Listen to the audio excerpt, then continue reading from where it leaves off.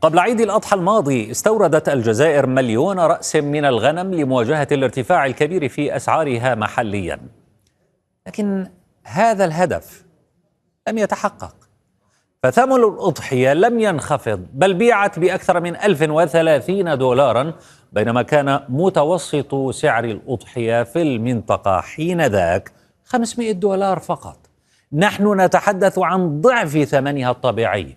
وإذا أتينا إلى أبسط مفاهيم السوق، فإن استيراد هذه الشحنات على متن الشاحنات التي تحمل 1,000,000 رأس من الغنم إلى الجزائر يعني أن المعروض من هذه السلعة سيغمر الأسواق، وبالتالي سيكون العرض أكبر من الطلب، فتنخفض الأسعار تلقائيا. لكن لماذا لم تنخفض بل زادت أسعار الأضاحي؟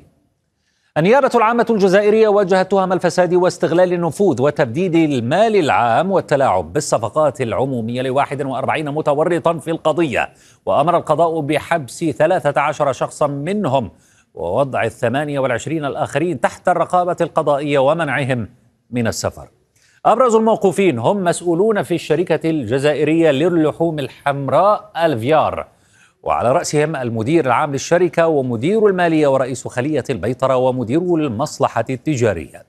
تحقيقات النيابة العامة الجزائرية كشفت وجود تجاوزات صحية جسيمة في هذه الشحنة الضخمة أدت إلى نفوق 3615 رأسا من الغنم وإتلاف 10,727 بالذبح الصحي، أي قبل نفوقها مباشرة قبل موتها، وتحفظ على آلاف الرؤوس المشتبه في صحتها.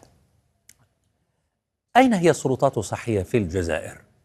المفتشة البيطرية لمراكز الحدود فحصت الشحنات والشاحنات بالفعل، وأبلغت وزارة الفلاحة قبل دخول المواشي بوجود أعراض مرضية معدية عليها، لكن الأغلام أدخلت في النهاية بسبب الفساد.